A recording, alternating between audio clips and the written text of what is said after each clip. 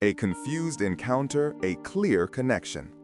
The restaurant, an oasis of sophisticated candlelight, made Leo Maxwell, 31, a workshop owner, feel out of place in his shirt and jeans.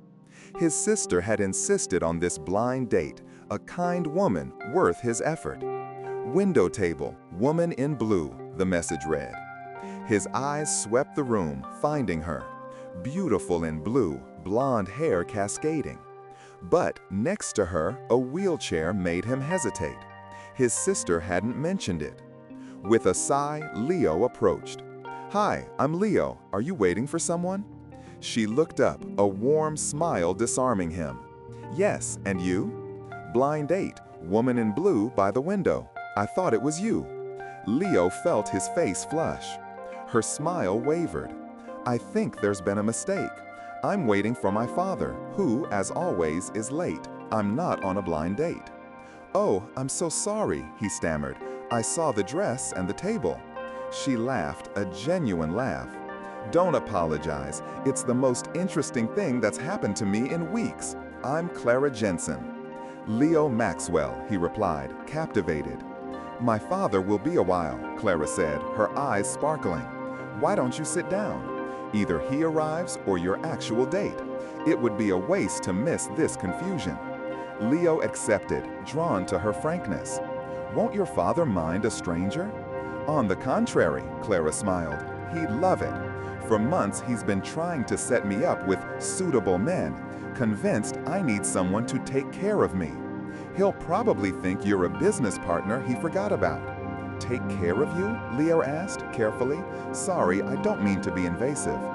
"It's okay," Clara explained, gesturing to the wheelchair. "Car accident 3 years ago. Spinal cord injury. My father has trouble accepting that I'm the same person, just on wheels. He sees me as fragile, needing protection." Her voice was factual, without bitterness. This impressed Leo. "That must be exhausting," he said. "You have no idea," Clara agreed. "I love my father, but he believes no one will want me like this. He pushes me towards men who will overlook my disability out of pity or duty. It's draining and disrespectful." A wave of anger rose in Leo. "Excuse me, but that's absurd. Anyone who lets your wheelchair define you is an idiot and doesn't deserve your time." Clara blinked, surprised, almost moved. "That's the first time anyone has told me that without pity or forced optimism." "It's the truth," Leo affirmed. "I've known you for 5 minutes, and I know your chair is the least interesting thing about you. There's so much more to Clara Jensen." The conversation flowed easily. Clara was witty, intelligent, thoughtful, and her questions about Leo's work as a mechanic were genuine. When he spoke of his workshop, she showed no superiority. Instead, she asked insightful questions. Clara, in turn, was a software developer working remotely. "I love to code," Clara confessed, her eyes shining. "It's incredibly satisfying to solve problems, to create something functional and elegant. But my father thinks it's a hobby. He doesn't understand that it's my profession and that I'm very good at it." "Why does he underestimate it?" Leo asked. "Because I work from home," she explained. "No office, no dress code. For him, real work requires corporate buildings and meetings. My success and passion don't seem to count." Leo was about to respond when a man in an expensive suit approached. The initial confusion on his face gave way to controlled politeness. "Clara, my dear," he said, kissing her, "forgive my lateness." "And this is?" "Father, this is Leo Maxwell," Clara explained, a hint of amusement in her voice. Arthur Jensen, Clara's father, scrutinized Leo from head to toe, his suspicion barely disguised. "Blind date? And what do you do?" "I own Maxwell Auto Services," Leo replied, calmly, meeting his gaze. "Very interesting," Arthur said, with a tone that suggested the opposite. "Clara, your private table is ready." "Actually, Father," Clara interjected, "I'd like to invite Leo to dinner. His date didn't show up, and I appreciate his company." Leo tried to decline. "I really don't want to intrude." "You don't intrude when you're invited. Please, Leo. Unless you don't want to." He looked at her, this woman who had turned a mistake into a real connection, and knew he wanted to stay. If it's not a problem for your father, it would be an honor. Clearly, it was a problem for Arthur, but his manners prevented him from saying so. He led them to the private room and began to bombard Leo with polite questions, but designed to expose class differences. Clara every now and then exchanged knowing glances and rolled her eyes. When Arthur took a call, Clara leaned in. "I'm so sorry. You can go if you want. I'd understand." "I'm not going anywhere," Leo assured. "Your father loves you. He just wants to protect you." "I know," Clara replied, "but he's wrong about one thing.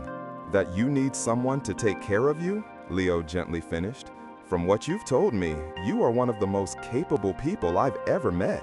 You don't need protection, you need respect. Someone who walks by your side, not someone who treats you as fragile." Clara's eyes welled up. "That's exactly what I'm trying to make him understand. You understood perfectly." Arthur returned, but his demeanor had changed little. However, Leo stayed all night. He led the conversation calmly and respectfully, asked honest questions about Arthur's business, and politely but firmly contradicted him whenever Arthur underestimated his daughter's abilities. At the end of the night, as Arthur went to get the car, Leo turned to Clara. "I would really like to see you again," he said. "Not out of pity, nor to protect you, but because you are witty, intelligent, and I can't remember the last time I enjoyed talking to someone so much. Would you be interested?" Clara smiled, and Leo thought it was the most beautiful smile he had ever seen. "I would be very interested, but I must warn you, my father won't make it easy." "I didn't expect it to be easy," Leo said. "I expected it to be worth it, and you, Clara, are definitely worth it." In the following months, Leo and Clara built a solid relationship made of romance and partnership. Leo learned about accessibility, Clara's daily challenges, and how to support without being controlling. Clara, in turn, learned to trust that Leo saw her as a complete person, not as a disability. Arthur's distrust persisted. He believed that Leo was after money, or that sooner or later he would realize the complexity of the relationship and leave. But Leo stayed, always. He demonstrated respect, genuine affection, and repeatedly proved that he was with Clara not despite her situation, but because of who she was, an extraordinary woman. The true turning point came when Leo's workshop was flooded. Clara appeared unannounced. She coordinated the cleanup, set up a temporary management system using her programming skills, and worked tirelessly from her wheelchair, guiding and solving problems with the same efficiency that made her an excellent developer. Arthur, who stopped by to see his daughter, was dumbfounded. He saw Clara command everything with competence, confidence, and authority, something he had never noticed. "She's incredible," Leo said softly beside him.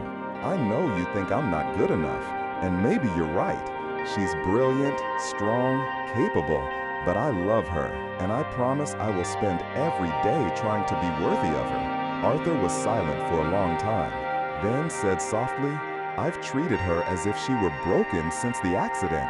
"But she never was she?" Leo replied gently. "No," Arthur admitted. "She was never broken. She just moves through the world differently," Leo said. "But she's still the same brilliant and capable woman. You just have to be willing to see it." A year after Leo sat at the wrong table, he proposed to Clara. Not in a fancy restaurant, but in his workshop. He decorated it with candles and flowers and knelt before her, getting to eye level, and said the words that made her cry. "You showed me that the most beautiful things in life happen when plans go wrong.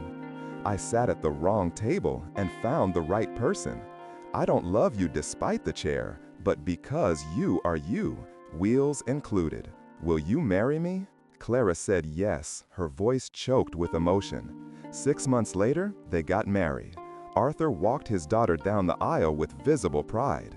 In his reception speech, he thanked Leo for helping him see his daughter again, for reminding him that a disability can change circumstances but not character, and that true love sees the whole person, not the limitation. Sometimes the most beautiful things in life start with mistakes and misunderstandings, and sometimes the wrong table is exactly where we were meant to be all along, to find someone who truly sees and loves us exactly as we are, in our entirety. If this story touched you, like, share the video, and subscribe to the channel for more stories about unexpected encounters, about seeing beyond limits, and about a love that embraces the whole person. Write in the comments below, was there a moment in your life when a misunderstanding led you exactly where you were supposed to be? Or someone who saw the true person behind external differences? Your story can encourage someone to give a chance to the unexpected and to love that arises from where it is least expected.